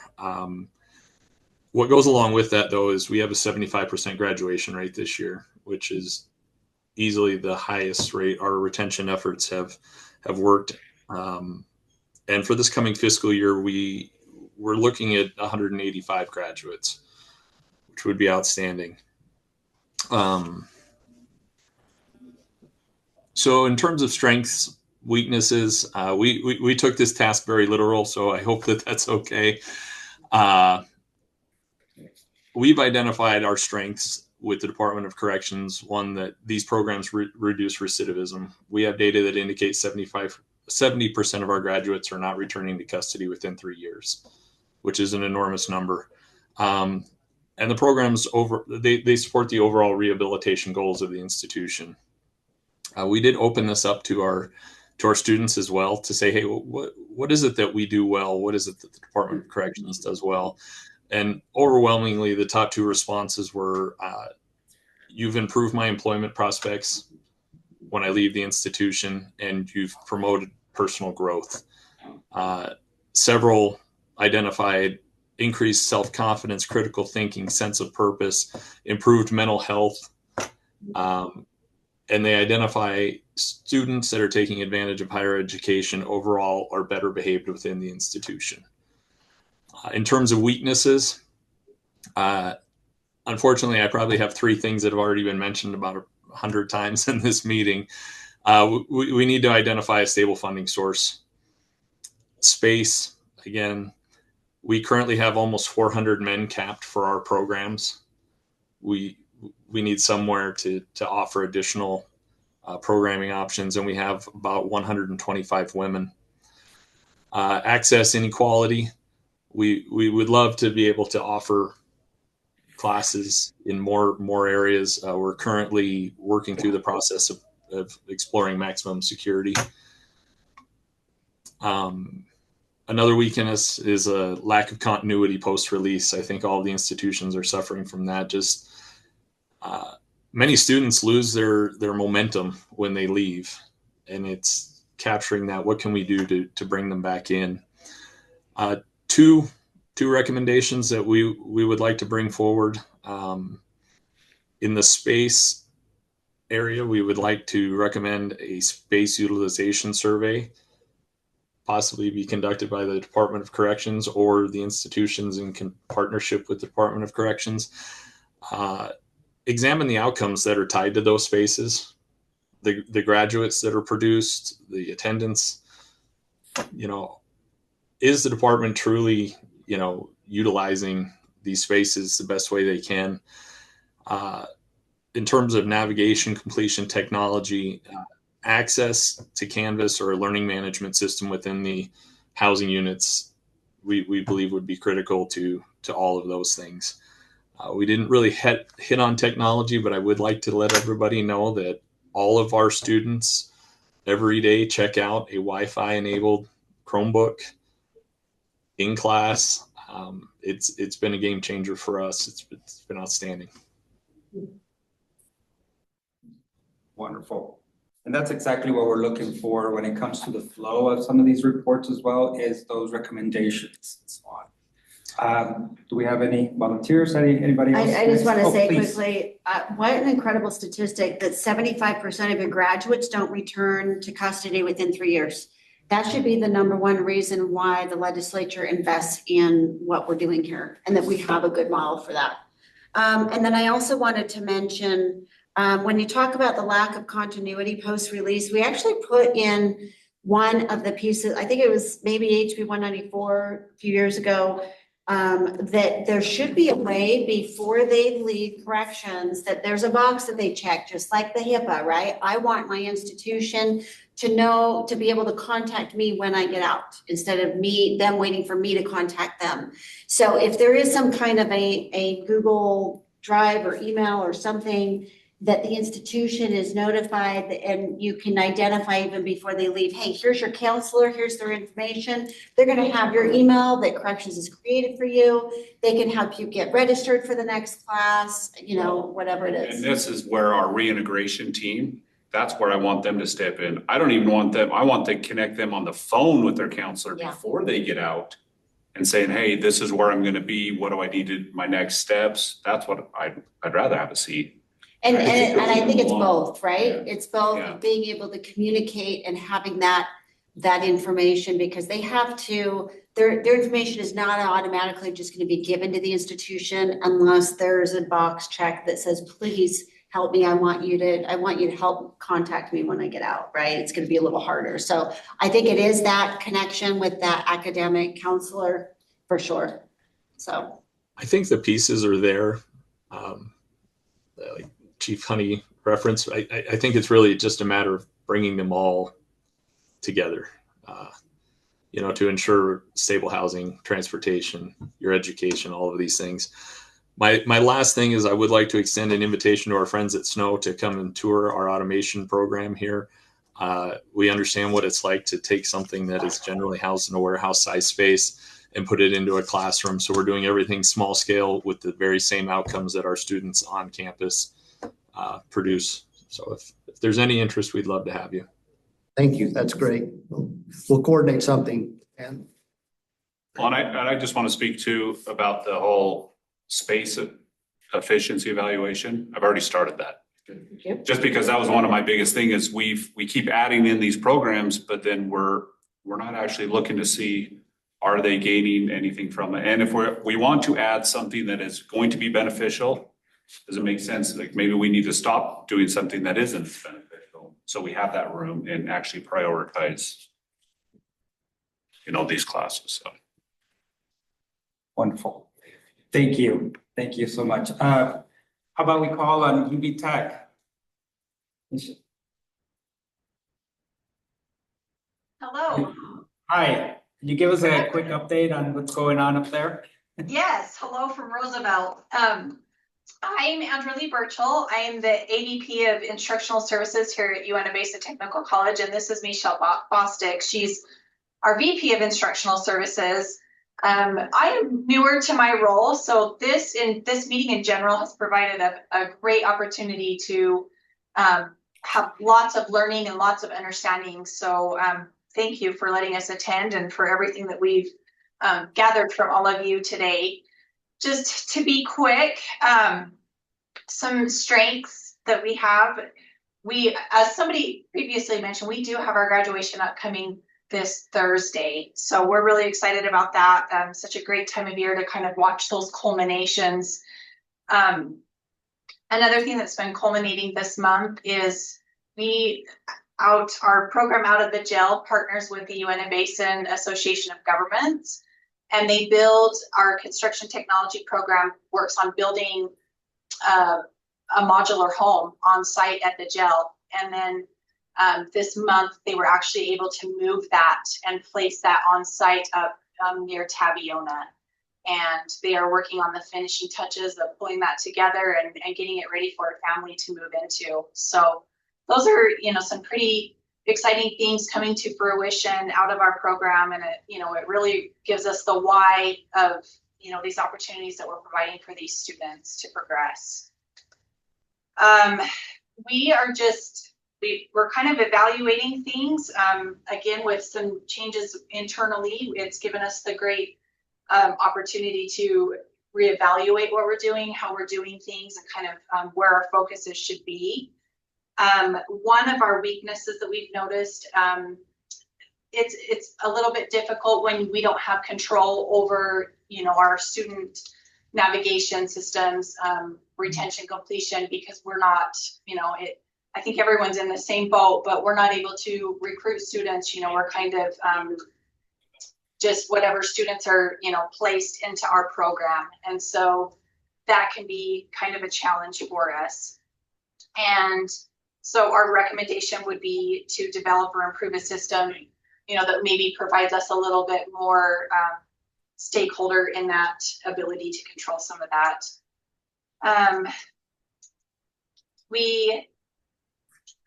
In our FY26 proposal, we had talked about expanding some program offerings, a culinary program and a heavy equipment operator that would be done by simulation. Obviously, because of funding, that did not go through, but those are something that we will continue to eyeball. We do have the space in place. The culinary, as far as implementation of a program, would be very low-lying fruit for us. Our inmates at the jail out in Duchesne, they already are accessing that culinary space regularly. And so it would be something that we've identified as an area that we could very quickly implement that program. So that would be a recommendation that we will just continue to keep that as an ongoing request to have that be made available. And then the technology, we've appreciated the conversation that you have all had about the tablets and what that looks like. Again, as we're trying to gain some understanding, that was one of the asks that we'd had was for 15 secure book laptops. and some associated technologies to go with that. A new projector, as the one that we have, is quite antiquated and not functioning very well at this point. So, but again, I look forward to understanding more about capabilities, learning more about options that are available to us, whether it be through a tablet or a Chromebook or whatever that looks like. I would second everyone else's comments about, you know, the Canvas utilization and what that looks like to get some of that online offering going. So any information that we can continue to glean for that would be an area of focus. Is that, I think that's about everything from our neck of the woods, unless you all have specific questions for us. Thank you so much, and I'm looking forward to going to your graduation this coming Thursday. It's exciting. These last two have been amazing, so I'm really looking forward to it. And I'd just like to add to that, we have board member Muskan Walia with us. She's our student board member, and she's been to the commencements, and she'll be at Uinnovation Tech too. So we're excited for her to join us today. She's a big advocate for this. When she found out that it was in our shop, she was like, I have to learn more. I want to come to your meeting. So unfortunately, we're losing her this year. She's graduating. She was accepted into a really great program in New York, so she'll be leaving us, and we have a new board member coming on in July, but we appreciate you coming, Board Member Walia. So, well, since she's introduced you and you're here, just give us a summary of what your impression has been of these programs. Oh, I mean, so my interaction has been mostly at the two graduations and speaking with the students. I don't know, the reason that I was so compelled to come to this meeting is it really feels like it's been life-changing and has empowered these students to sort of use the life experiences that they've been dealt to better the situations for future generations. I think of this one student in particular who got her associates from SLIC in criminal justice and now like wants to change the criminal justice system for young people. So I think that's you know what's really stuck with me, and I keep thinking about it. And I also keep thinking about their mentions of, you know, just the obstacles within their education, and sometimes the professors come and they can't get in, and so they're just left without a class that day. And so yeah, just was thinking about that as well, and the technology and how they're equipped to enter a different world than when they went in. So yeah. Well, thank you for those impressions. I think that's crucial for all of us in the community to be really ready to have them reintegrate as our neighbors and our coworkers, and understanding, having them excited to be part of it as well. So glad you're here. Thank you. Any discussion or any thoughts on UV Tech or questions about them? If not, we'll move. Andy, if you don't mind sharing a little bit. Great. So we just completed our first year of our bachelor's degree program with a 100% retention rate, not including the two students who've been released. We are still on track for students to graduate in spring of 2027. Last week, the Northwest Commission on Colleges approved the University of Utah's request to be added as a prison education program. We're now proceeding for approval with the Department of Education. We continue to partner with various programs on site. And so we have a relationship with BYU offering continuing education classes in the men's designated unit. The other area that we have really been spending a lot of time and effort on is developing a one-stop shop student center. It's the first of its kind in the country. I had an opportunity to present about the student center at the National Conference on Higher Education in Prison with one of our incarcerated education advocates. So we hired 6 education advocates, provided them with 6 months of peer teacher training. They have been doing some really exceptional things on the compound. They have tutored during student center hours more than or approximately 70 individuals who are in high school, Davis Tech, Salt Lake Community College, and BYU pathways, offering some 400 tutoring hours since February when we opened. And every month we're seeing more and more demand. So we just created a space Mondays and Tuesdays 1 to 4:30, where folks drop in and receive support on site in the student center. We also have education advocates going to the high school classes, and this semester, we've seen 15 people graduate with their GED compared to 2 in the fall prior to the student center. Those are numbers I've been told, I have not verified, but that's what I've been told. And I've seen firsthand the work of advocates, kind of knowing the individuals who are needing a little bit of support. We've talked to the high school teachers and have seen, the high school teachers have told us that their retention and participation has increased since the student center has been open. Our advocates can get folks to go to the classrooms, and they live in the same units, and they can encourage them in ways that educators can't, because we don't have access to those spaces and we don't have the same kind of relationships. So we're really excited about this model. In fact, after presenting at NCHEP this year, we've had 5 universities reach out who want to use this as a model elsewhere: St. Louis University, University of Maine, University of Puget Sound, University of Wisconsin. We were meeting with them. They want to meet with education advocates and take this one-stop shop idea and try to figure out how that works within their educational institution, their prison education projects. I have a quick question about that. Yeah. So I think that's awesome. Are those inmates, do they get paid for being in the student center, or are they just volunteering? Yep, so we have a contract with the Department of Corrections. We're able to pay them $12 an hour, which is the highest wage on the compound. They're all SLIC graduates. And so it's also one of the things where we make it an associate's degree. It is a requirement to apply for the position. So folks are finishing SLIC and they come prepared, and they're helping. We've had 2 advocates sitting in on SLIC classes, and are just some of those really tricky classes that require additional supports. And I think it's a model where we have been able to partner really well with other institutions. All of the advocates have been in Davis Tech and have been in Salt Lake Community College. And so we're excited that as they are now in the University of Utah and they are continuing to work on their degrees, their bachelor's degrees, they have ways of having that education ripple throughout the compound. I just want to say, I would love for next time that we actually really do an evaluation of how many of the inmates are able to be tutors, TAs, work at the student center, what their wages are, and what the opportunities are to expand that or not. When you look at that $12 an hour, and it is the highest, it really puts an emphasis for all of the inmates to want that job, to want their education for a better life, because exponentially that's what's going to happen when they get out anyway, right?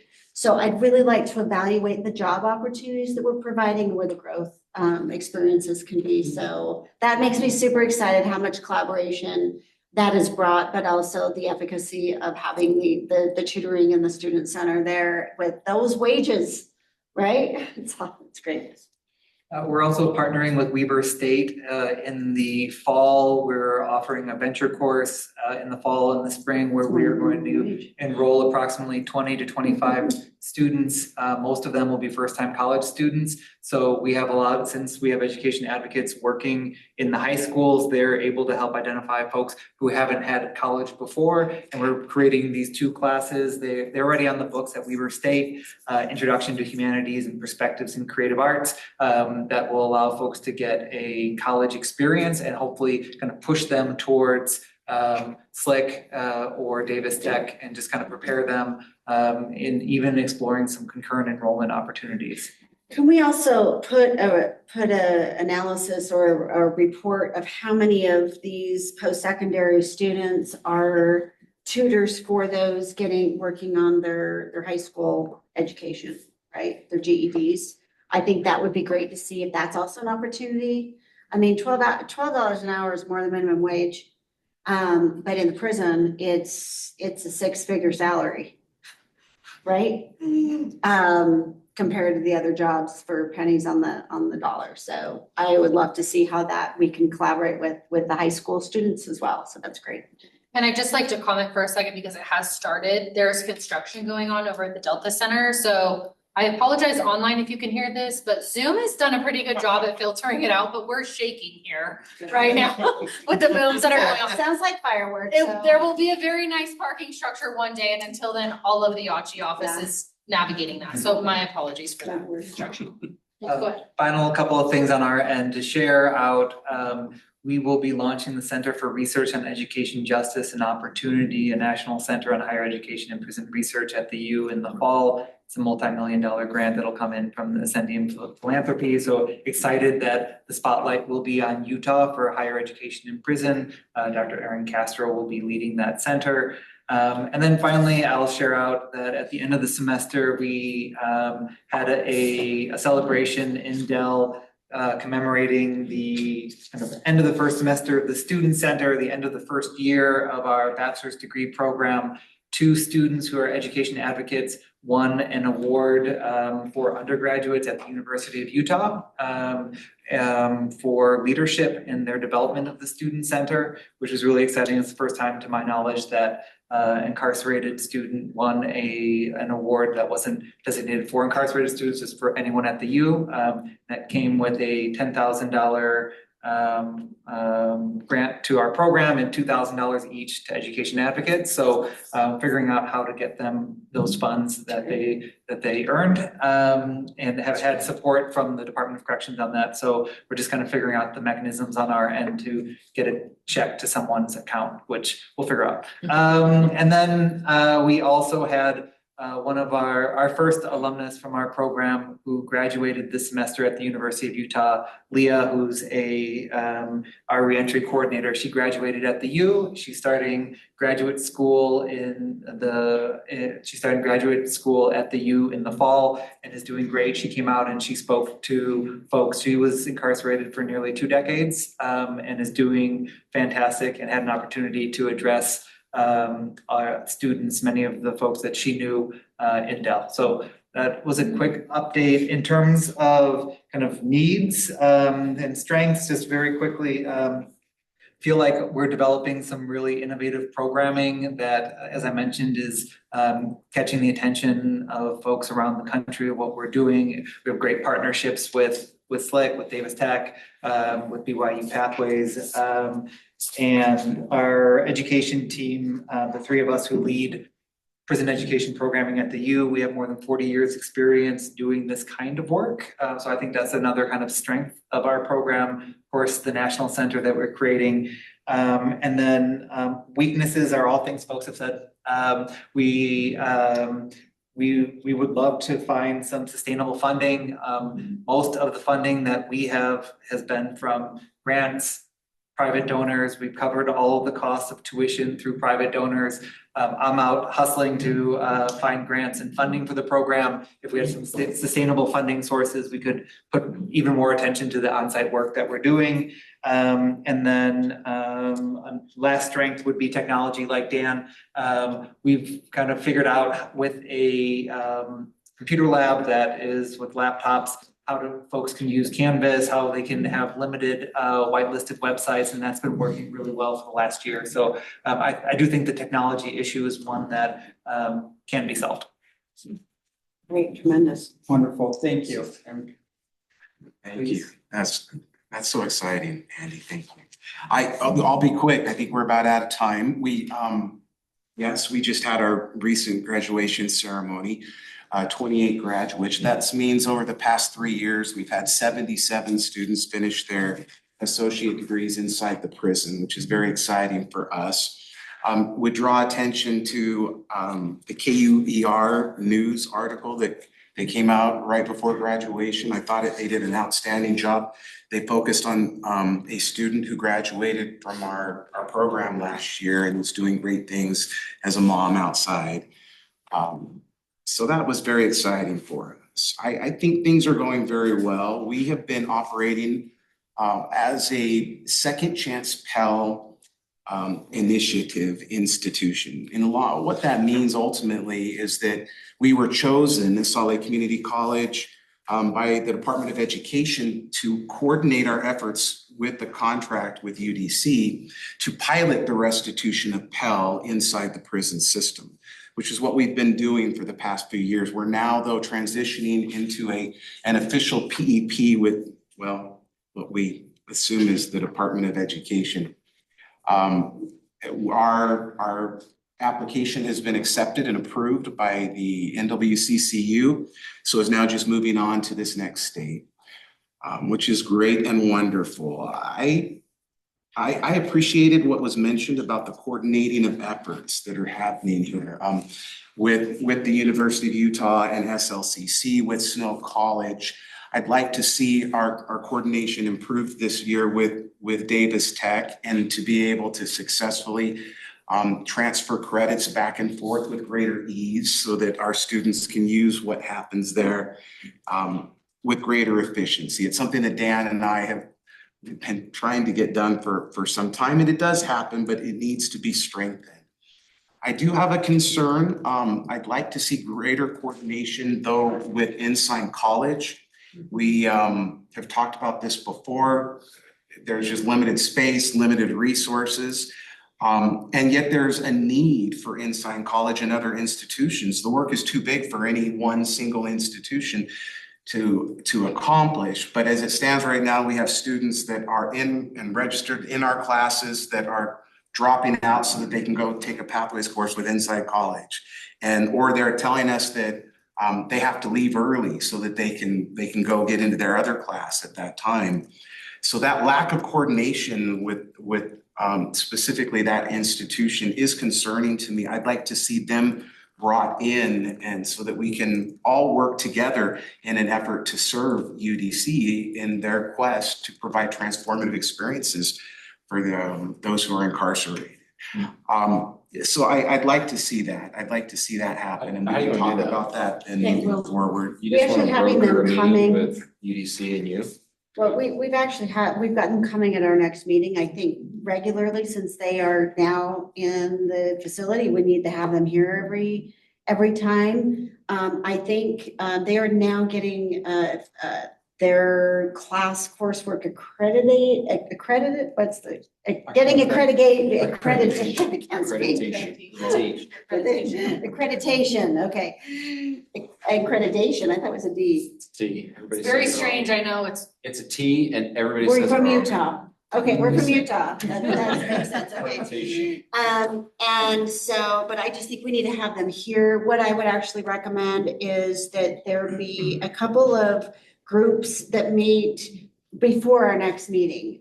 So one of those is I really want to have you offline, look at what are the pathways, how many do we have in each one, which ones are getting the completions, and which ones are aligned with jobs, right? Get that up in line so we actually get a final report, so that when students are in Ensign College included, or BYU Pathways, or we also need representation of the church here, of the Church of Jesus Christ of Latter-day Saints, because they have so many volunteers. We want both in and in reintegration. We want them to make sure that whatever we're teaching and what you're wanting to do, that we're collaborating with many of those efforts, and they can ask some of the same questions as well. I'd also like next time to have offline your comparisons with each other of your recommendation for a financial model of how to pay for the courses. Some are using the Pell, some are using scholarship. Some might have a different pathway moving forward. I want you, independent of this meeting, to talk amongst yourselves and have a report for this meeting of if you're going to all be doing the same thing, all doing different things. How do you recommend moving forward, since we don't have come January, we won't have those funds. So I'd like to see the result of your meeting with that. And then I'd also like, and especially with what was mentioned with Snow College, I want to make sure that with our pathways, how are we doing and how is UDC doing in getting those jobs set up before they leave? How can we, with the institutions, help to do those? Is DWS the right source? The legislature charged them to keep a website, but I'm asking the question. I mean, they're not here today, but I'm asking the question, should that be where we're getting it from, or do we somewhat take Snow College approach and say we need to invest more in the chambers to be involved? I don't know. I'm bringing it to you to know. I want your end result when you're figuring out before we come what are the jobs and are pathways helping them to do that, and are they aligning before that? And then also with the job fairs, how much of that is applicable and following through? Since we've had some job fairs, as how effective are those, and how can we make those more aligned with the classes that we have? I also want, now that we have financial model, I do want a report of, and I'd love to have him again meet so that we get the result. Instead of discussing it here, I want to know what is the plan now for financial literacy. So I'd like UDC with all of you to direct that, especially now that we have some of that in code of a requirement. We've talked about banking, we've talking about other things. I want, and I've got a separate work group that we're talking about helping them to develop credit while they're incarcerated, and learning those budget. I want to keep that offline so we have the results here. I think that's what I'd like to see moving forward, is instead of the discussion, that we're actually getting the reports of some of the interim work in between our meetings to see, therefore, this is what the recommendation of the work group has set up. Before opening it up to other options and our ending here, I just want to make a special acknowledgement for Matthew Holman. You have been serving here as someone who's formerly been incarcerated and brought your experience to this council, and your term has come to an end. But how would you summarize your experience here, and what's your recommendation for us moving forward? If I talk too long, I'll just start crying. I've lived through all the obstacles you're talking about building through and breaking down and overcoming. I just loved hearing the presentation earlier on UDC and their approach and their focus. I just heartfelt gratitude for the thousands of lives, the friends, the families, everybody that's impacted this, both the people that commit crimes and go to prison, the people that are hurt by those things. I mean, this is where I see change, what people need to stop the cycle. Education is what's given me what I've been out 8 years. I'm a partner in a business and running my own other business and successful and happy and have a family. And it's all thanks to education and believing that I can do more. I was in for 15 years. And so many people that I knew, those graduations are probably the first time in their life that they're given something that's an accomplishment, that they've achieved something.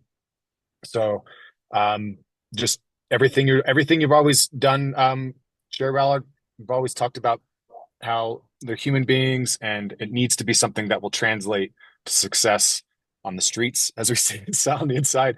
And so everything you can keep that in mind. Is this actually going to work? Is this actually going to pay off?